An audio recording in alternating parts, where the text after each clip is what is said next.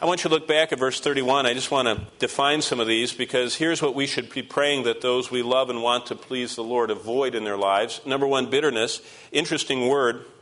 The word pikria, it sounds like something poking you, like a pick or something, speaks of a smoldering fire. In fact, the Greeks outside of the Bible define this word as a long-standing resentment, a person who refuses to be reconciled.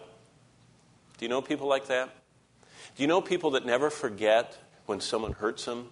They never forget that someone, wasn't right to them, or they never forget that relative that embarrassed them. I mean, whatever the situation, people have these ways of nursing their wrath and keeping it warm and brooding over insults and injuries they've received. That's the brooding, grudge-filled attitude of Simon the Sorcerer in Acts chapter 8. Peter said, as he looked at him in Acts 8 with Philip there, he says, your heart is filled with bitterness.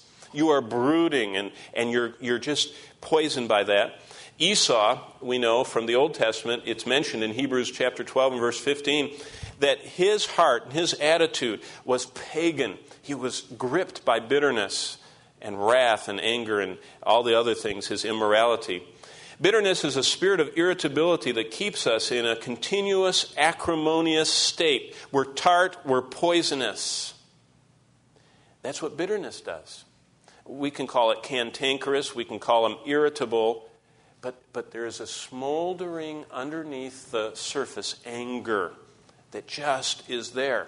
And that anger is a poison that spreads out and embitters the whole life. Now, the other companions in verse 31 are wrath.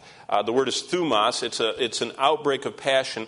In fact, I like this. The Greeks define this word as the kind of anger that bursts into flame like dry straw in a field. You ever see it just burns real quick and then it's gone? I mean, it just turns to ash and it's gone. Thumos. Someone who just blows up and then it's all over. The third one is different. Let all bitterness and wrath and anger. That's the word orge, which is a deep-seated, long-lived anger. It's kind of like bitterness because it's internal, it's smoldering, it's subtle, it's deep. But what's amazing is, to the Christian, both the burst of anger and the long-lived anger are both forbidden. It doesn't matter if you're just a blow up and everything's well and you smile and pick it up to pieces, or if you never get over it and you're always angry. God has forbidden all of them because they lead to this bitter condition. Clamor, the next word in verse 31, speaks of a strife that leads to a loud outburst. You know people like that. They just get so angry, they yell wherever they are, and they don't care where they are. They just have outbursts. Then there's slander. That's the next word. That's someone who, from a bitter heart, defames others.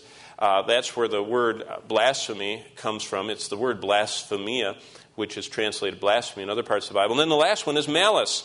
That's just the word for evil, kakia, which speaks of a root of all kinds of evil in the life. That's a malicious person, kind of like someone that just wants to hurt others and isn't able to be reconciled. Well, what's the solution? Look what it says in verse 31. After all those evil companions, it says, put away from you. That's Paul's solution. He's very practical. The word the Holy Spirit guided him to pen is the word apotithemi, which is a word used for taking off your outer clothes.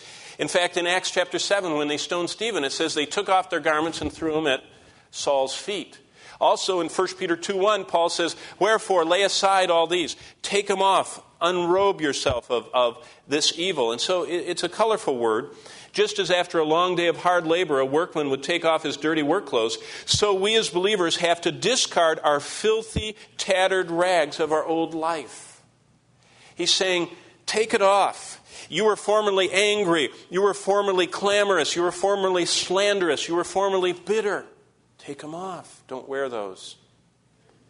Paul was probably reflecting one of the applications of baptism in the early church.